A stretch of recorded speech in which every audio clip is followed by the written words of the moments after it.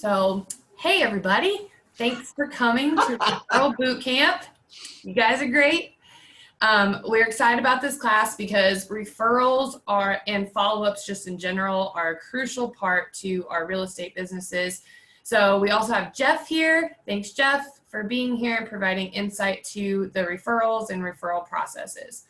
So the purpose of this class, it's supposed to teach you a proactive approach for effectively staying in flow with people who know and like you. After this class, you should gain some confidence, enough to solicit friends, family, or even past clients, just anybody that you come in contact with. And then the result, you should, see some more revenue. So let's dive into this. So what is this course about? Referral Bootcamp teaches a unique 33-touch program, which assists with increasing your business. So just because we go over a 33-touch idea here in this class doesn't mean that your process must be done this way. However, you should have some sort of process that helps you kind of stay in flow with your clients, friends and family, whoever is in your database. So with that thinking, how are you staying in flow now? What do your processes look like now, guys? Or Jeff? So what kind of databases does everyone use? Do you guys use, I know that Blair, you guys have a different website. Do you use that website as your main database? Yeah, we use Conversion. And you use Conversion. Ron, what do you use? I use Market Leader and Lead Street, two different ones. I gotcha. Okay. It does. I don't think it matters, but I think that's absolutely where it starts. You would not believe the amount of agents who are 20-year agents that have never, for whatever reason, created a CRM that they will stick with and build onto and grow. And it doesn't matter what, they start this class by talking about staying in flow with your group. Well, if you don't have a group, you definitely can't stay in flow with any of them. So I don't know where that missed or how that gets skipped over, but it causes agents to be susceptible to the market. And that's where you hear people say things like, man, I can't wait till summer. I can't wait until the spring market hits. Sure hope interest rates drop so people get interested. They start making comments that cause you to believe that their business is susceptible or they rely on the market. And the only reason that happens is because they don't have a system that's churning out business for them. And that's the difference between an agent that will take the time and the effort to compile this big database or this audience. And we've had great training over the years with that. Remax out of Kansas City, we had a great guy named Wayne Frederick. He's a coach now, but he would come down and he would always train on, how do you first of all take that big group that's your database, and then identify who the people within the database that are your real people, your advocates, and then how do you get more people to work into an advocate position. And I love the thought of that. But just as a basics, just from a basic standpoint, the idea of having an audience and creating an audience and having them in one place, doesn't really matter what place, is super important for this business. And it's amazing to me how challenging it is sometimes to get agents to own that. So I hope that everybody, we've got a pretty small group here, so I hope that everybody can answer questions. I'm not going to put anybody on the spot, but I know specifically if I ask Kayla today, and I'm not going to make you answer, but if I ask you, I know you'd know. If I said, Kayla, how many is in your database? Because we talk about this often. She would say 175. Okay, what's your target, by the end of summer? And she would come up with a target. if we don't have that stuff in our heads and we get caught up in just focusing on who's hot and who's not, that's a mistake, because we've got to, especially for the newer in the business, they've got to focus on building that group, you know, and then eventually when that group gets really big, you can start worrying about how to cull it, how to you know, work it down. But right now for this group, I think it's all about building numbers. And Jeff, can I piggyback off of you? Because you're exactly right, but I also want you guys to think about or be intentional with your time blocking for that process too. I mean, if you guys have a strategy and system that you're using, or a CRM, like Jeff was saying, you know, make sure that you're blocking out time daily to not only add people or remove people, but to service that database. And that's kind of a part of this class, you know, creating that touch program and making sure that you're consistent with it. So that comes with time blocking. And I don't, you know, I have this is just a personal opinion, but I don't think, I think social media is an awesome free audience that might not be free forever. And I think we should utilize it as long as we can, as long as it's free, until they figure out how to, you know, change that to create a big free audience for us. But I don't think that counts. I think that if we're not getting people out of there and out of any other system that we're using, all you need is a name and an email, or a name and an email and a phone number. And then they need to come out of there and get into a regular CRM of some. I don't think it's good enough just to say, well, I've got a big following in Facebook or on Instagram. It's just not the same. I don't think you can have the same level of communication, but that's my opinion. So if anybody hasn't, you know, Chelsea, if you haven't worked a lot on your database yet, in fact, this is good for anybody at any time, not just you, but that Tom Ferry database jogger thing. I put that in your guys' Dropbox link too. Jason came up with that. It's just a list of questions, but all those questions, if you answer those should be people in your database. So I think we get kind of tunnel visioned sometimes and think that it has to be somebody that's interested in real estate, and it absolutely does not. So I just kind of wanted to start there. I think it's just super, super important. Let's talk about who to build your database or even touch program around. So one important thing to think about when considering your network members is everyone you know has at least 5 people who will probably buy or sell this year without even realizing it. So this 33 touch that is taught in this class is not designed to create any network members, but it's designed to keep you in flow with them. So when you're thinking about that Tom Ferry list and that kind of checklist, think about these people as well. So first you want to consider who your advocates are, which are people who know you, like you, and who wouldn't do business with anybody but you. And you wouldn't have anyone they know do business with anybody else either. Does that make sense? And then it kind of branches off to considering your family, friends, and acquaintances.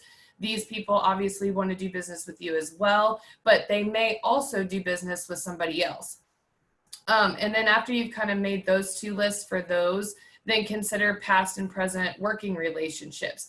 And I say working relationships because you may be fresh to real estate, but you could have had working relationships in other industries as well that just as much count today. So consider people you've worked with and who have discovered a working relationship with you. And these could be buyers, sellers, FSBOs, anyone that you've had previous conversations with. So with that line of thinking, you know, who are you looking at when it comes to building your network members right now? I know a lot of people turn to Facebook. What are some other avenues you guys are testing? The easiest thing for me, Kaylin, when I first started, Jeff stressed the importance of getting my database built up. The easiest way to find that information for me was through LinkedIn. Mm-hmm. You can go to any profile of anybody you know in LinkedIn and they'll give you their email address. Yeah, LinkedIn is a great resource. Anytime I go through and wish somebody happy birthday on Facebook, I'll jump into LinkedIn and see if I've got their contact information in LinkedIn, and I'll put it in my database. And that's really helped build mine. That's awesome, Ron. Yeah, LinkedIn is great. Ron, when you do your database, do you categorize, I mean, this could be a question for anybody. How do you categorize the people? Do you have different? Well, I should be better at it, but if it's just a sphere of influence, somebody I've worked with, a family member, I'll just put SOI on that. In my market leader, if it's somebody that's really going through my website and looking at a lot of stuff, I might put them as a hot. And if there's somebody that's, every 2 or 3 days looking at my website, I may put them as warm, and try to keep track of it that way. But I need to be better at it. Well, we put SOI, but sometimes we forget that that there are, we categorize every one of our past clients as SOI. We throw them in there for every one of our team members, and our team members have their own database, like Kayla has her own. But I think it's worth talking about that not all of the people that we put in SOIs are really advocates. And the advocates are the ones that, I mean, we had, I have advocates that I've never done a deal with. But for some reason, some personal relationship or a business relationship, they are out there like trying to refer us business. They're working to get people to work with us. Those people deserve to be treated differently. And it's okay to treat them differently. And no matter what kind of database you have, I think we should just be cognizant of that. That's never going to be a big number, ever. But man, if you can identify people that are like that for you, you need to sing their praises too, and make sure that they know how much that we appreciate them, rather than them accidentally getting lumped in with a whole bunch of other people. Not that the other people aren't important too, but you know what I mean. I think it happens. And that might be easier when you don't have a big database than when you do, but it's a mistake that we've made a lot. It is. Before we get into like the 33 touch idea, what is kind of the biggest challenge with any database, any CRM, any touch program?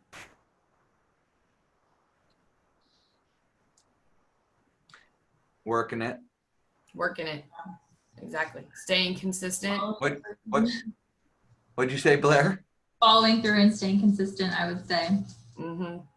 Absolutely. So just be mindful of that too, guys. Be intentional, because like Jeff said, the more you build that business, the more business you're going to have. And we'll get into a little bit more of examples like that here soon. But let's talk about what this program kind of suggests for that 33 touch program. Really great examples. And when you think, probably even if you're a new agent, when you think about a 33 touch program, you probably A, don't know what a 33 touch program means, and B, probably get overwhelmed when you kind of look at it. But if you think about it and break it down, it really is, just kind of normal touches like birthdays, holidays, anniversaries or whatever. So it's things that probably a beyond typical agent would do anyway. So my point is, don't be afraid to expand on it. So getting into this, it consists of 16 touches through consistent mailers, 2 touches through birthday cards, which remember, keep those generic and kind of gender specific if you can.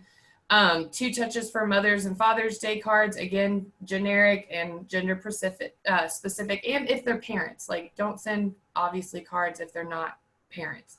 1 touch with holiday cards. It could be any holiday too. Like don't think outside of just Christmas. It could be any holiday.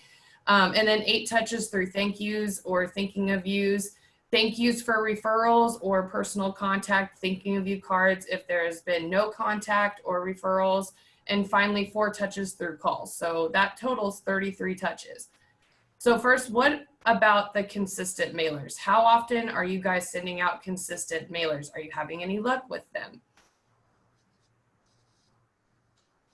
Well, I try to send one out to my farm at least every 6 weeks.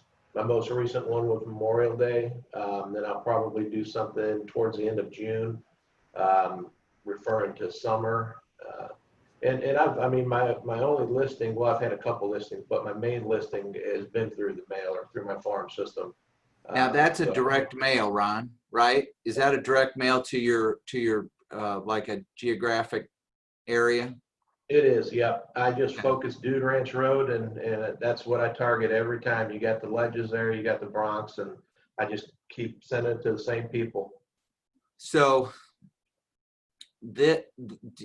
on this is really speaking right now. We're going to get into direct mail too, but isn't this speaking about your database, Kaylin? Mm-hmm. Yeah, Okay. how you're touching them through The- direct mail. Mm-hmm. And Jennifer just said, I do a mailing every month, direct mail that is, to 3-bedroom complexes on all my databases. And so we will absolutely talk about that as well. But I think that this is specific to the database portion of it now. We have never gotten up to 33. I think 33 is a crazy good number, but if you cannot automate it, because Blair touched on this earlier, that the follow through is the hard part. And I think that we do that to ourselves sometimes as far as kind of making it harder than it has to be. But I think the point here is you need repetition, and we need to do it in a way that is not offensive. And we can mix and match this thing, but we need to stay in contact with our database a multitude of times in a multitude of different ways. Go ahead, I'm sorry. Oh, I heard something and I thought it was somebody saying something, but I don't know what it was. But Mark, this is Jennifer Wasilak. They actually have different, they have calls on here, they have cards on here, and then they have some real estate. We have the ability to use our quarterly numbers as one. Mm-hmm. We have the ability to use video as one. I mean, that's not on here a lot. Those videos can be done ahead of time and can be very personalized and set up so that you can do multiple at one time if you wanted to. Mm-hmm. But I think that we forget that is an audience that actually wants to hear from us. We have some connection with them, and we might put too much pressure on us, but it's the easiest thing that we can possibly do to communicate with that database often.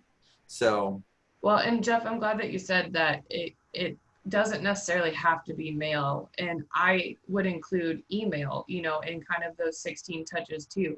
And I love that the book says, keep it professional, bring value, don't give all the information away, if you're doing like a postcard or something. But that list, that examples of proven mailers is a good place to start if you haven't done one yet as a new agent or something. So, and just to piggyback one more thing on that is that I do think that you cannot let yourself off the hook with all emails. mm-hmm. If you let yourself off the hook with all emails, you've done a disservice, because people are getting more and more immune to emails, and they won't open them, they won't see them, and they just discount them easier.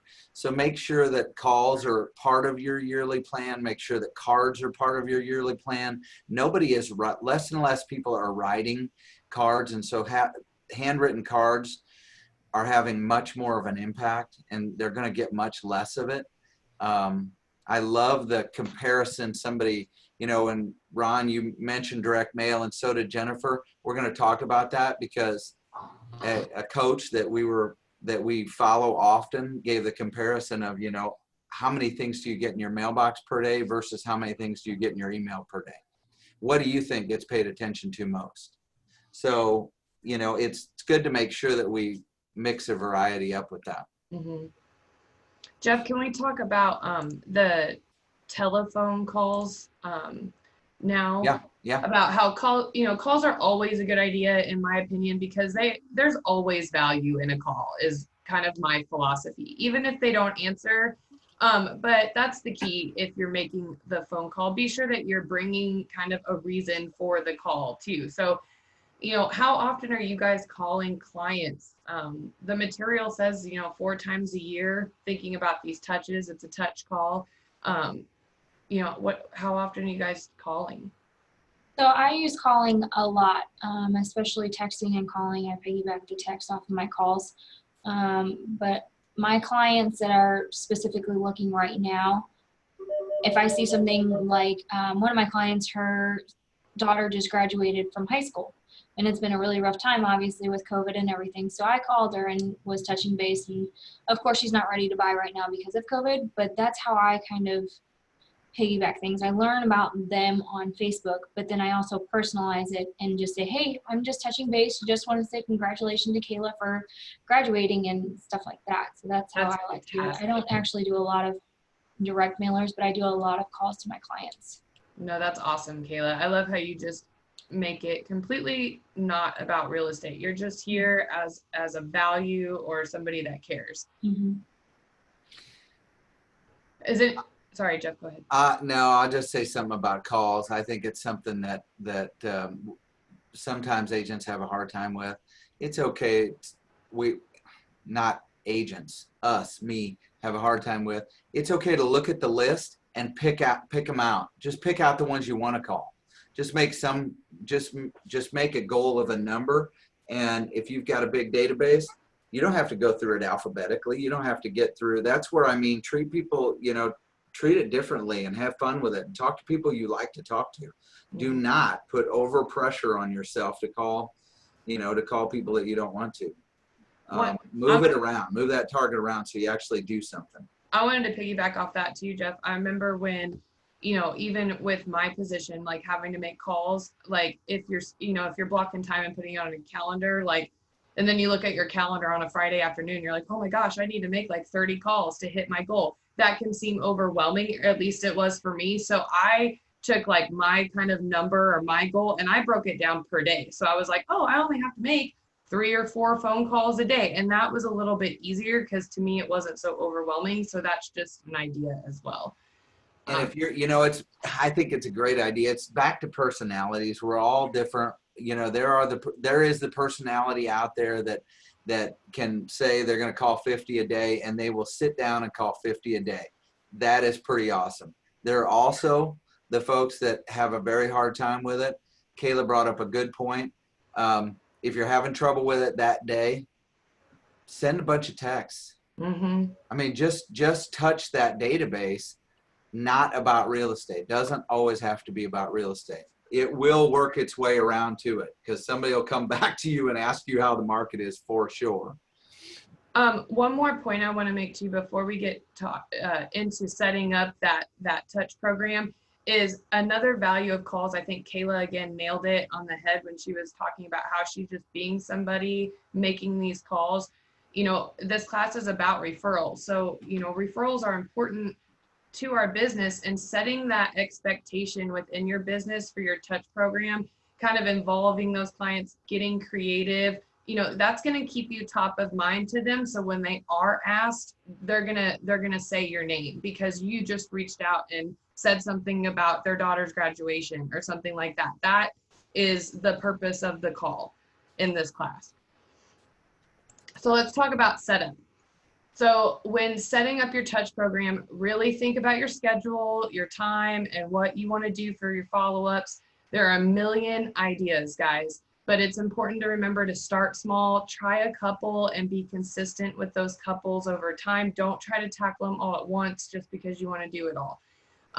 With that being said, what does your current system look like? And I think we kind of already touched on that, Jeff, but what are you doing in your program, like calling, mailing, social media? How often? Like, what is your top one that you're really having luck with? Well, I can show you, if you let me share the screen here, Caitlin, what I'm working on right now. I send out a monthly newsletter, and I also, along with that, I put a video with a slideshow. Can I share my screen real quick? Yeah, I think you should be able to hop over on mine, maybe. It just says cannot start screen while the other screen is shared. Oh, okay. Now try it. Sorry. All right, thanks. Let me just pull it up real quick. And I'm in the middle of doing it right now. It's not finished. Can you guys see that? Got it. Okay, yeah, I go through just a quick market update, talk a little bit about Memorial Day, how quickly things are going. And then I go through actually 232 properties sold in May, up from 201 in April, a 15% increase. Then I go through single families, condos, current market conditions. Same, and then final thoughts. I predicted the buying trend will continue through the summer. Inventory levels, although low, will continue to increase. If you're considering selling, then there's a huge pool of buyers. And then throw a call to action at the end, and I post that with my newsletter that goes out once a month. So that's kind of what I'm doing as far as something that I do consistently. So Ron, you just put that together on a PowerPoint. Correct. And you have a link to it, or how do you? Well, what I'll do, I haven't done the voiceover on it yet. I'll do a voiceover, and then once I do that, I will actually post it on Facebook. I'll post it on my business page, and I will also attach it to my newsletter that goes out to all of my CRM. So, could you send something like that out via BombBomb so you could track the opens and plays? I can, yeah. I don't know. It'd be cool to see. I mean, that is awesome. It'd be cool to see how many people opened it, played it. We've been doing some stuff like that, and that's helpful too. But Yeah, Ron, I've been downloading like our videos and trying to go through BombBomb just to get the analytics. It's helped a lot. So yeah, in my CRM, I think I've got 330 people in my CRM. It'll show each person it was sent to and the stats on who opened it, who opened the email first, and then who clicked on the actual link. So that's awesome. You reminded me of something during that that deal that you put together that I think is worth mentioning as well. And you guys probably all have this covered, but sometimes we have a big group of people that perceives us in one way, and we need to make sure that their perception of us in the role that we're in is what we want it to be. So the message that we're sending, if we want them to think of us as the real estate professional, then we have to be consistent about the message that we're sending, because maybe if you're new in the business and all your majority of your database comes from your buddies that you run around with, their perception of you might not be what you intend it to be or want it to be. And the beautiful thing is that can be changed. You can train people, you can train groups of people by supplying them the information that you want them to, focus on, just like Ron did, to associate that with the professional side. I don't know. I think that's awesome. The database portion of this plan takes you away from worrying about the fact that you don't have a lot of hot people right now. I don't have because it will churn business when it's needed. Once you get it up to that point, it will spit out people that are ready at different times. So it really is important. Anybody else want to share any ideas that they're doing?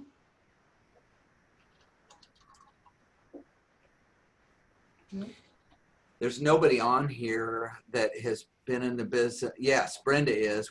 Brenda is on here, so I thought I would mention if you've had a database for a long period of time, you can always send out a survey within your database as well and ask them a bunch of questions about, do you have a business that you would like me to talk about? What's your birthdays? What's your anniversary dates? And the people that send back the survey to you will identify who your advocates are. Yep. If you have a big group of people and you don't know within that group of people who really are your advocates, that's one way to do it too. So that's a great idea. Does anybody plan like their SOI by year or month or week? I know that like this next example, this comes from Jeff's team. They try to get an idea every month for the year, kind of what's coming. Does anybody do anything like that? Yeah, we just use, I think it's the Brian Buffini, like marketing or whatever plan thing for each month. And it's like a different option of like what we can send out. Like it's a pop by gift, a business to business endorsement and things like that. So we plan that out at the beginning of the year. That's awesome. Yeah, that's a really good one, Blair. The what we do is we put this out so that kind of keeps us accountable too. Yeah. And that's the same thing that Buffini deal does. I mean, at least, you know, once we send this out to everybody, we're like, oh God, we got to send this out. Yeah. But it helps. And then the team members, you know, then like Kayla knows, oh, hey, you know, in July, we're going to send out that fireworks schedule. Maybe I can call my best people and say, hey, our team, you know, sent out that fireworks schedule. Did you see that thing? Are you guys coming down? Or, you know, give her an excuse to call based upon what we sent. Mm-hmm. So I think it's a good idea to calendar your stuff and then put it out there to somebody else so you actually stay on it. Mm-hmm. The one thing else that has been really beneficial with all the teams that we have, and it's not as prevalent with primaries, but our plan is to make it more prevalent with primaries, is the parties, the client appreciation parties. And I know that Jane has done it for years and has great return on it. I know that we've done it in different ways. We'll have little ones multiple times a year, or we'll have big ones. But I mean, that's why we did the Fall Fest, and that's what our goal was with the Fall Fest, to get everybody the ability to invite their clients. And you know, we had a rainy day last year, but we probably had 300 people there, and hopefully we'll have a great day this year, and I bet we'll have 1,000. But that is something not to be forgotten with respect to your yearly plan as far as how you're going to touch your database. I'm really excited about this next example, Jeff, and I wanted you to touch on it, the direct mailing listing assumption. Yeah, This so is also in that link, guys. So this is a thing that I actually sent this to Ron one time, and it's good to, before these classes were around, one of our coaches that we hired, we were talking about our need to get listings, and that, you know, that's where this referral program goes. It goes from database and the importance of database and how to touch that into a direct mail campaign, which I know Ron's doing, and it was something that we were hesitant to do because of the cost involved, and we didn't know what to expect. And so he made us we did a assumption together. So basically, you know, you can kind of see it. It goes straight down the left. If you send out 5 letters and we get a better response from letters, you can basically expect a 2% call. So 10 calls from your initial letters. If you get 10 calls, you're going to convert 60% to listing appointments. That's 6 listing appointments. Out of the 6 listing appointments, you're going to convert 75% of those to actual listings, 4.5 listings. So then you do 2 postcards. Your second mailing is a postcard. Your third mailing is a postcard.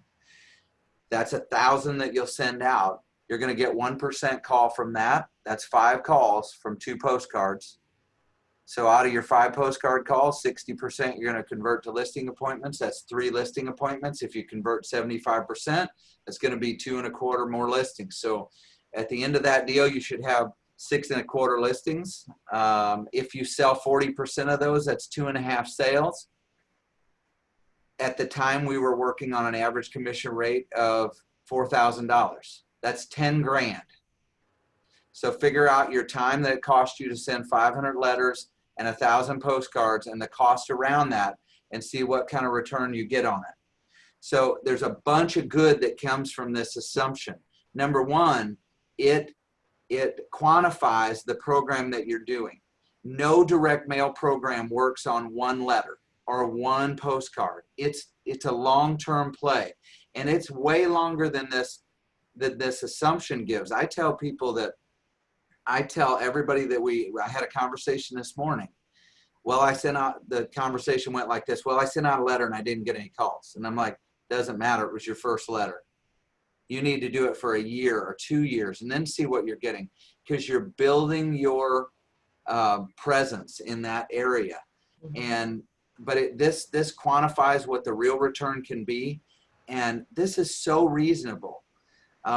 These are realistic numbers. Now, what is true is you can get a lot better than a 60% conversion to appointments, and you can get a lot better than a 75% conversion to actual listings.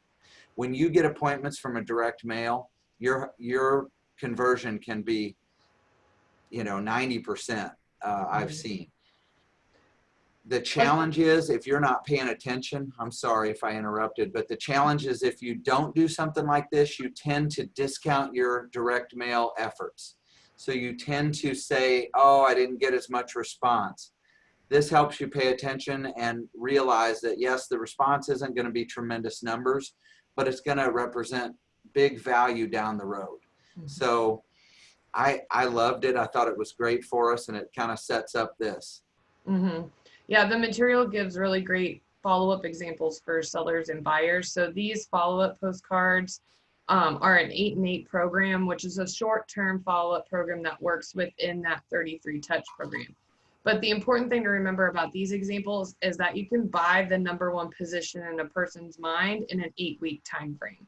So the Momentum program developed the 8 and 8 from the Hobbs-Herder experiment, which if you guys don't know what that is, it's an experiment that looked at several neighborhoods of 500 or more people. They reached out and asked all of these people in a survey like who they would refer as an agent right now. And a lot of them said that they didn't know or just threw out a random name. So then this experiment, they created a fake agent and did this 8 and 8 program and then did that survey again. And almost 95% came back with that fake agent as who they would recommend. So that's kind of where that thought process was coming from with Jeff's mind. If you are consistent over time, you're going to get that #1 spot in a person's brain. One thing that I love about these examples is the to be continued. If you do kind of do a postcard, that's kind of a cool thing to do because it lets them know that more is going to be coming, that they're going to get more communication from you. And so what do you guys consider kind of when doing postcards? Is anybody doing postcards? Why do you want to do postcards?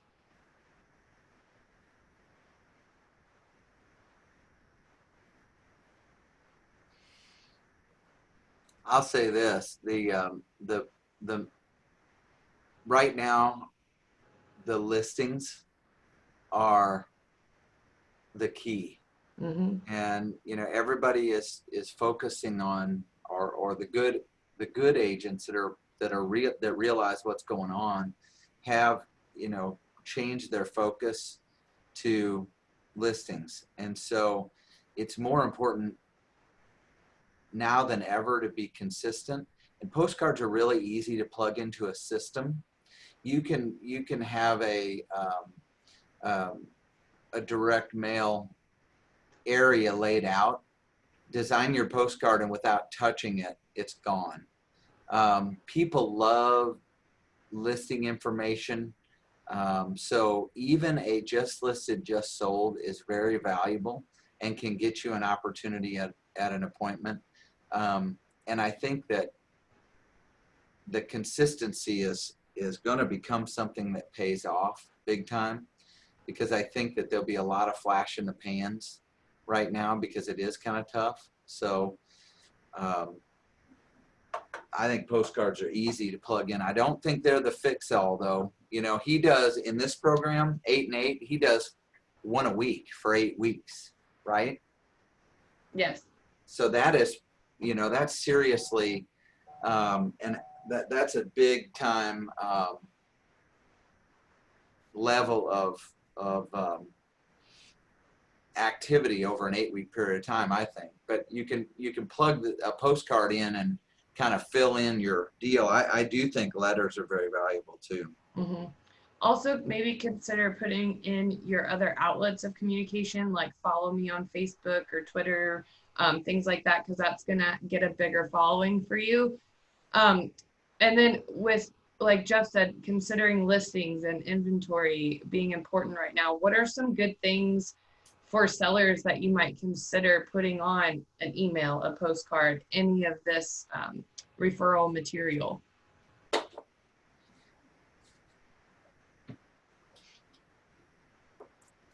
I'd even throw it to the summer ad campaign. Have you seen our billboards? Oh, Yeah, so. that's a good idea. As the fact that inventory is so low, and if you're thinking about selling, right now is the time to do it because there's buyers lined up waiting to Yeah. purchase. And I think the more they understand that, the more they might think, you know what, now might be the time to sell, and you might be able to pull somebody in that way. That's absolutely right, Ron. Good I point. think they're massively curious about, you know, where we have an issue in our board, we can't communicate or we can't share sold information unless we're involved with the sale. But we're involved with a lot of sales. So if there is one that we're involved with and we can, you know, we have the right to share information on it, that I think they're really always curious about a sale in my subdivision or sale in my complex. And I think general real estate data is always good as well. I do think that the exposure part of it is really important. We just have to make sure they know what's in it for them, because I don't think people respond very well to, you know, we're the greatest, we're number one. I think they're over that. So we got to make sure that what's in it for you. So, you know, things that you do for your sellers, or I like what he says about the pricing components and the multiple offers. I think those are key words that people don't talk about a lot. And I think people would get, I think that would, you know, I think it would resonate with them. I do too. As you can see, guys, in the book, there's 8 examples. I can only fit 6 on the slide. So there's a couple more in your book, but I know, like we were just talking about, inventory is so important right now for everything, but let's talk about some good things that you could consider for buyers. I mean, like Ron said, buyers are kind of everywhere right now. So attracting them is never a bad thing. One more thing about sellers that I forgot to mention, Kaylin, is in our letters, if you know the area, live in the area, have any past, you know, emotion is a big deal. So if you can tell them, if you can connect yourself, especially in a letter, emotionally somehow, I think that goes a long way. We've had appointments where the letter was sent 4 or 5 months ago and it's still sitting on the refrigerator, or they still have it out at the appointment. So you know that that thing had meaning because it didn't get thrown away. Absolutely. Letters are such a great idea. They are.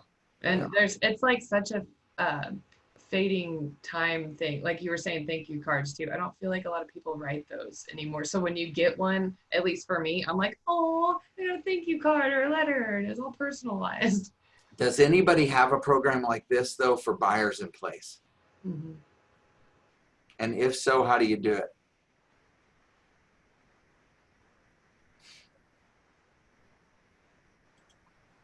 So, you know who does one? And I don't know if it's specifically for buyers, but Jason does a lot of this.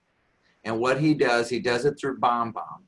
And all it is differentiating their team. And I've often thought about it and never did it. But what he does is he does little videos basically on how they're different and how they can represent value. They're not in postcard form. He does them through BombBomb, but I love it. It's the same idea. It's a follow-up system for buyers. And we have so many things to talk about that we do behind the scenes, that you all do behind the scenes, how you can represent somebody on a for sale by owner, how you can find things that you can network for properties that aren't currently on the market. I mean, buyers are fickle right now. They don't have very much patience. The agents are not communicating. We've got a class later in the week. We're going to talk about that, because an agent feels like they don't have the right property or the perfect property for them. Buyers are looking for what they want, and they're not very patient. So I think that this kind of plan will work right now too. I don't think you see this very often. I do too. And I think that, like you said, Jeff, you can even flip through the momentum books and pull something to send via BombBomb or any of these examples. Just a quick touch if you don't have anything in your pocket or planned out. A text, a BombBomb, an email. You know, he does it by mail, or he's suggesting by mail. We have never done one by mail, but that would be interesting to do. Yeah. Just to your whole database. Yeah, to your whole one. It doesn't have to be anything crazy. Before we get into things that maybe you guys can work on now, I just wanted to ask if, first of all, if anybody had any questions regarding referrals, but I also wanted to touch on what are you guys doing when you get a referral, like a known referral right now? What does that process look like for you guys? You know, what does that call sound like? How are you touching them? How are you meeting with them? Like, what are you doing when somebody gives you a referral?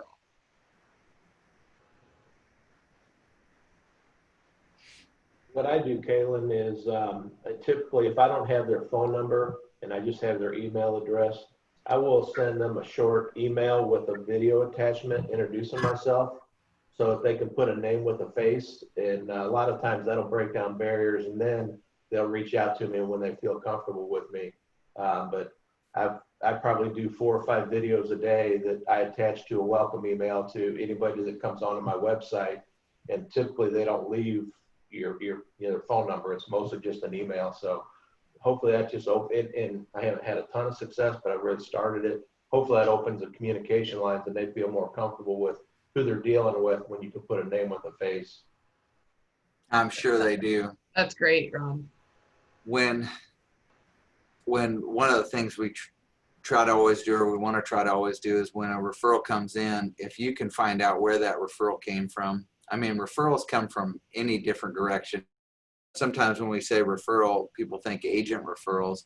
And of course, love agent referrals too. But if it's a referral from a friend or from a past client or whatever, I think it's really important to figure out who that is if you can, and immediately send them a little note thanking them for their referral. No matter how it pans out, it doesn't matter. It's the fact that they tried. I mean, they made the effort, and I think that we can, that means a lot. So that's a big deal. Also, another great reason to send a thank you card. Yeah, I think it's important to tell referrals how much you appreciate them, and how you really go above and beyond to do everything you can to work with them, because that's the lifeblood of your business. People don't know that, but if we tell them that, it really resonates with them. So they like to hear that as well. Mm-hmm. Okay. So just a couple things. I like to throw these in every class so you guys can practice. We're all about sparring. That's a part of our daily activities. So some things that you can do and possibly share with me or anybody on our leadership team is, develop your referral network members. Like, let's talk about how you came up with those members, maybe go through that Tom Ferry list together. Show me some of your consistent mailers, if you are doing mailers, and kind of what those look like. Even your cards, show me kind of what those look like. Call me and practice a call. Show your accountability trackers for your follow-ups. Maybe even consider doing that Excel spreadsheet that Jeff talked about. Or just share with me your follow-up plan for the year or the month, whatever you're doing. I always put my email on here. And again, if you guys got something out of the class and thought it was really valuable, text me a video of a testimonial or send me an email of one. And I love to share those too. So, Kaylin, you put leverage on the top of this page, and that is what a database is all about. It's about leverage. It's not an easy thing to, it takes work to get it started, but it's not rocket science. So once you you know, once you do it, you're just building on it and building on it and building on it. If you adopt a direct mail campaign, like a farm area, like Ron was mentioning, I know there's a lot of people on here that do that. You can leverage that very easily too. You can make sure the majority of your open houses are done in that area. You can make sure that when you're doing an open house, you spend the time to knock on some doors prior to the open house. They're going to know you because you sent out your card that has your picture on it. Mm-hmm. So that's going to resonate with them, and it's not like a cold deal. I mean, it's going to give you so much more leverage because you're doing it all in one space. So I love that you said that. One thing I wanted to mention too that just popped in my head when you were saying that is, you know, you guys, Judy Lador says it all the time, you know, you build a business to eventually sell that business, and that business comes with that book of business too. So think about that also. You're building this for any possibility in the future. I mean, we don't know what tomorrow's going to bring. So, you know, that's always a good point that I got from Judy. So yeah, Judy's awesome with this stuff. She really is. So do you guys I love have it. questions Any questions? or any comments about anything? You guys are awesome. Don't hesitate to reach out. Yell if you need anything or want any examples or have any questions that come up. Yep. We're here for you. Hope you have a good one. Have a great day. Thanks, Kaylin. Thanks, Ron. See you.